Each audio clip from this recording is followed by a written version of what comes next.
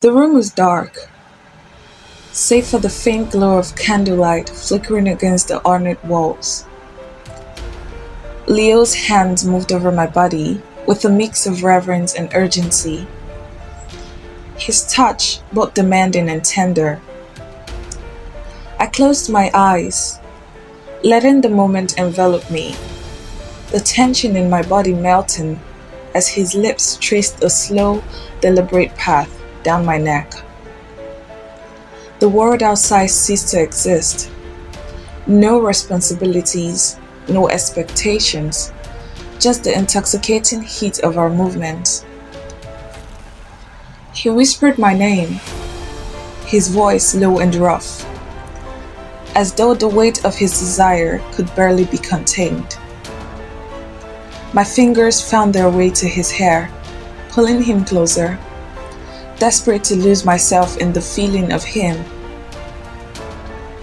The air was thick with the scent of incense and longing, the sound of our breathing mingling in the stillness of the room. In that moment, I felt free, unburdened by the life I had built, the secrets I carried. Leo's lips continued their journey down my skin, each kiss igniting a spark that spread like wildfire through my body. His hands gripped my waist, firm yet gentle, as he pulled me closer to him, our bodies pressing together as though trying to merge into one. I let out a soft sigh, my fingers sliding down his back, feeling the heat of his skin beneath my touch. The rhythm of our movements was slow at first, deliberate, as though savoring every moment, every sensation.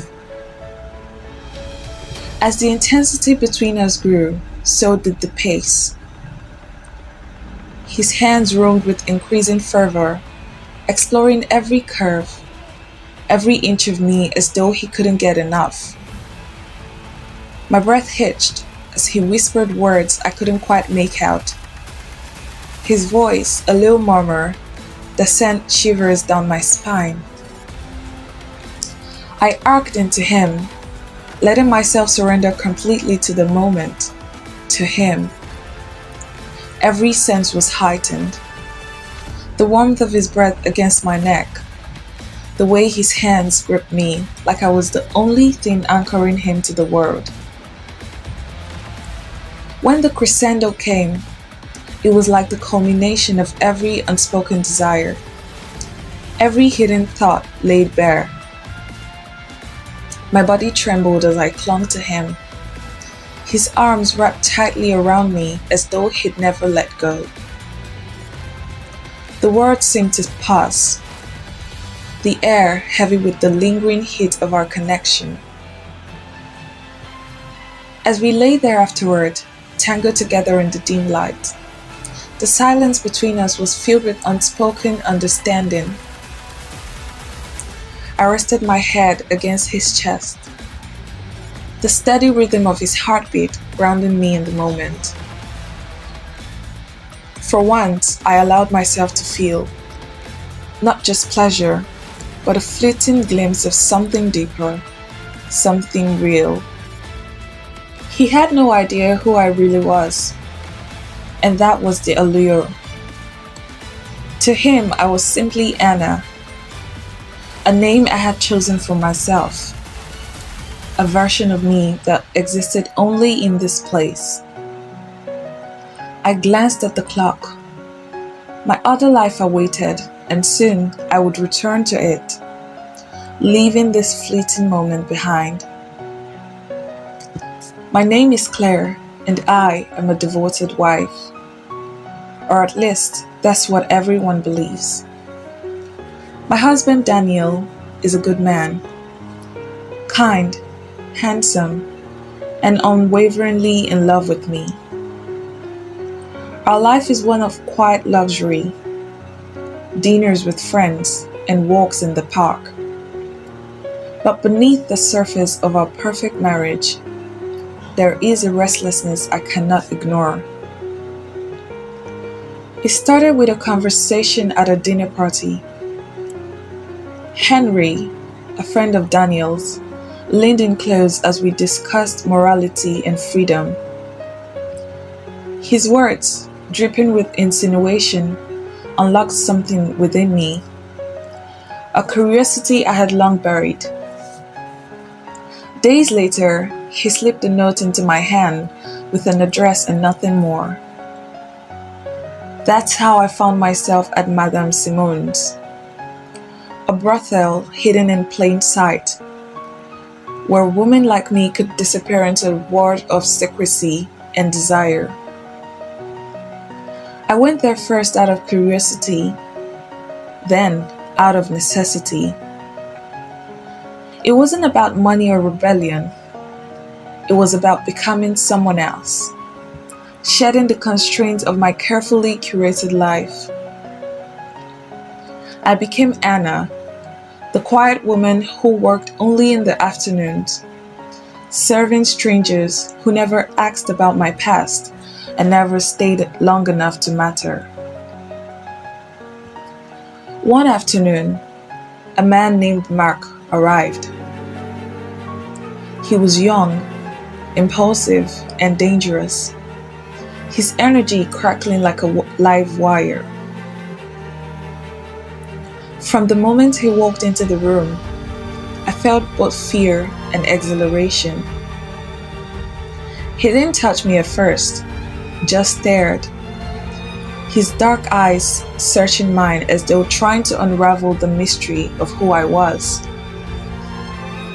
When he finally reached for me, his hands were rough, his movements possessive. There was no gentleness in the way he pulled me to him, but there was a raw intensity that left me breathless.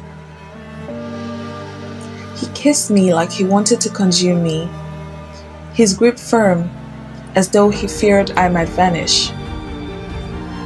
I responded with equal fervor, caught up in the storm of his desire, the feeling of being wanted so completely that it bordered on obsession.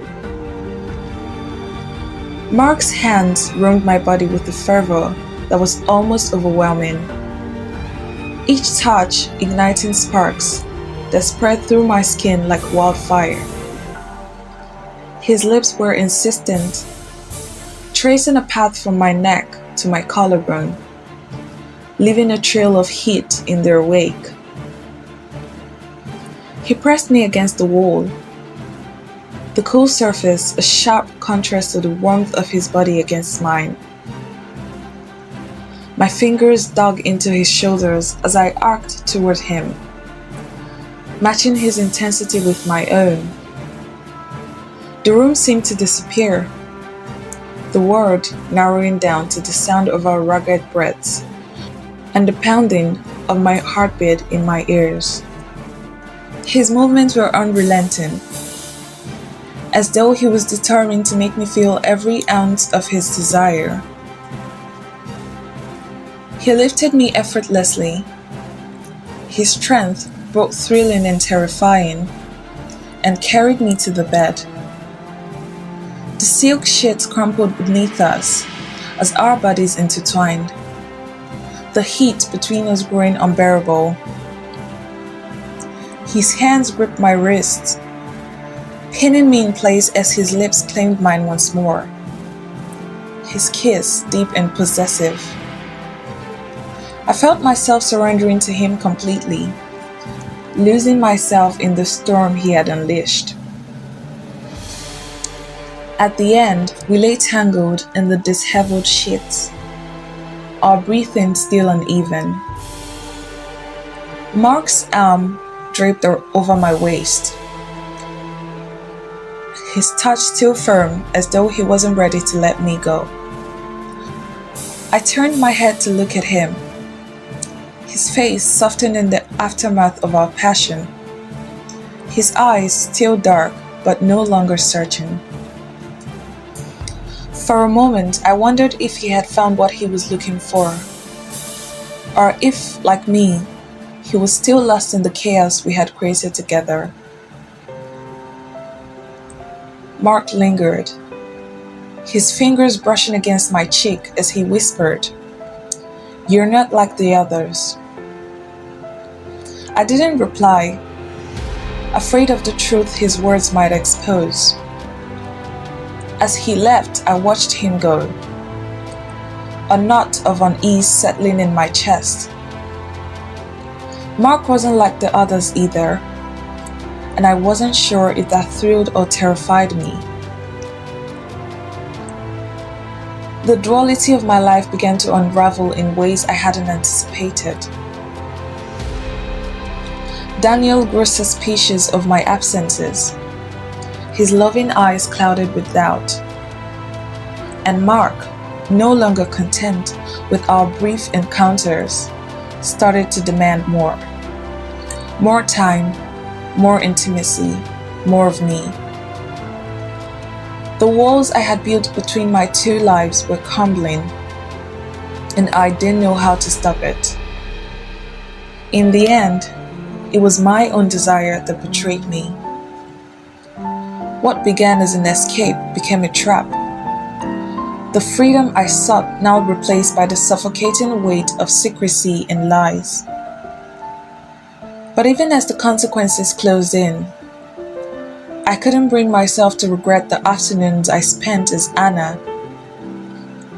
For in those stolen moments, I discovered pieces of myself I never knew existed. Pieces that, for better or worse, would stay with me forever.